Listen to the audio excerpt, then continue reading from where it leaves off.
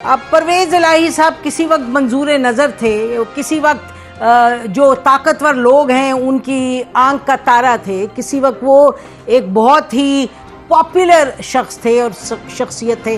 اب ان کا یہ حال ہے کہ ان کو کتنے مہینوں سے کبھی جیل کے اندر، پھر کورٹ کہتا ہے ان کو نکالو، پھر ان کو لے لیتے ہیں، اٹھا لیا جاتا ہے پھر، اور یہ تو پی ٹی آئی کے بہت سے لوگوں کے ساتھ ہوا ہے۔ اور پرویز الہی صاحب بہت اپنا جم کے کھڑے ہیں۔ اب جم کے تو کھڑے ہیں، لیکن اب نہ معلوم کتنی دیر تک ان کی صحت ساتھ دے گی۔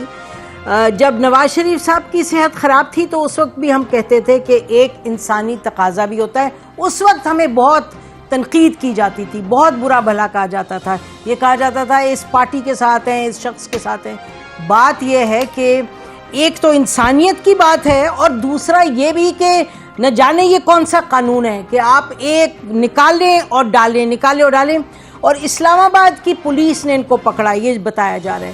جب ان کو ریلیز کیا تو اسلام آباد کی پولیس نے پکڑا ہے، اور اسلام آباد ہائی کورٹ کے جج نے یہ کہا، جج میاں گل حسن نے کچھ ہی روز پہلے انہوں نے کہا کہ پولیس کو بلا کے کہا، انہوں نے کہا کہ آپ کو معلوم ہے آپ کا جو ایم پی او لگتا ہے اس کو ہم بالکل رد کر دیتے ہیں۔ Your M P Os don't stand in the court of law. لیکن ایک تماشا ہے چلا جا رہا ہے، دیکھیں اب کیا ہوتا ہے اس کا۔ لیکن بہت افسوس کی بات ہے، ایسے تو نہیں چلتے ملک، بہرحال ایسے نہیں چلتے ملک۔ اور یہ جو مہنگائی کا رونا ہے اس پر اس سے پہلے ہم یہ بتائیں کہ پاکستان کے کیئر ٹیکر پرائم منسٹر صاحب نے کیا باتیں کی، یہ ہم آپ کو بتاتے ہیں، سناتے ہیں، جو کہ ہمارے ٹیکر منسٹر صاحبہ نے جو میٹنگ ہوئی کل سینٹ کی فائنانس کمیٹی کی، دو ٹوک الفاظ میں انہوں نے 4-5 موٹی موٹی باتیں کی، تو وہ سنیے کیا کہا۔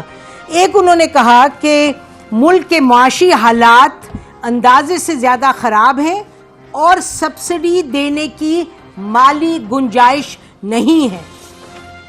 نمبر 2، سابقہ حکومت نے آئی ایم ایف سے معاہدہ کیا اور ہم اس سلسلے میں کچھ نہیں کر سکتے، کچھ توقع نہ کریں کہ حکومت کسی طریقے سے حالات آسان بنا سکتی ہے عام لوگوں کے لیے۔ پھر ہم سابقہ حکومت کے آئی ایم ایف سے کیے گئے معاہدے کی تمام شرائط پوری کریں گے۔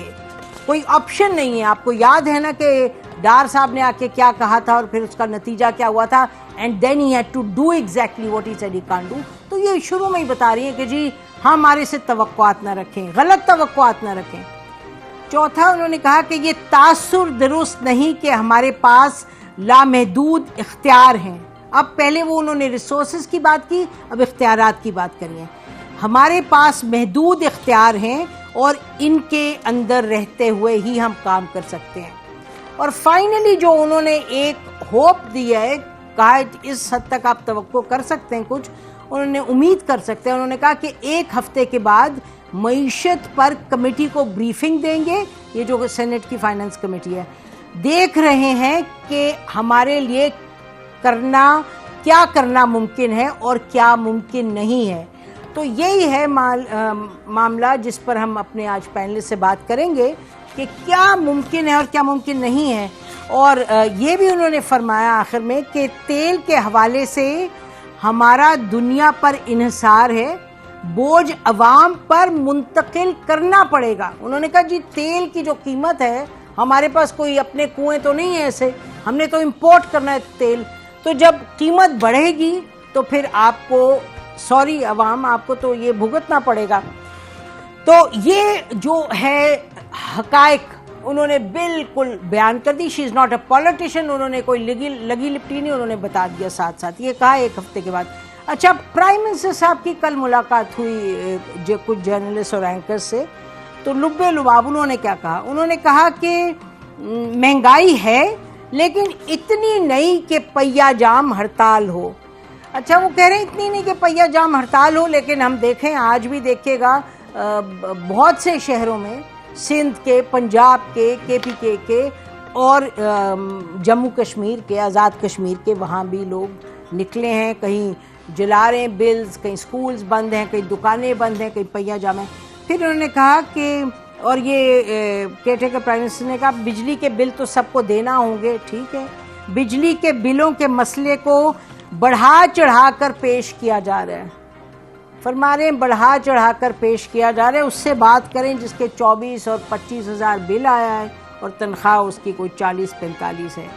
پھر انہوں نے فوج کے حوالے سے کہا کہ فوج ایک یونٹ بھی مفت بجلی استعمال نہیں کرتی، کیونکہ یہ بہت بات چل رہی ہے کہ جی ادارے جو ہیں چاہے حکومتی سویلین ہیں یا دوسرے ہیں ان کو مفت بجلی ملتی ہے. تو انہوں نے کہا جی کوئی نہیں کرتا، ایک یونٹ بھی مفت بجلی نہیں استعمال ہوتی. اور اس کے آگے انہوں نے کہا ڈیفنس بجٹ سے دیا جاتا ہے کچھ ایسے.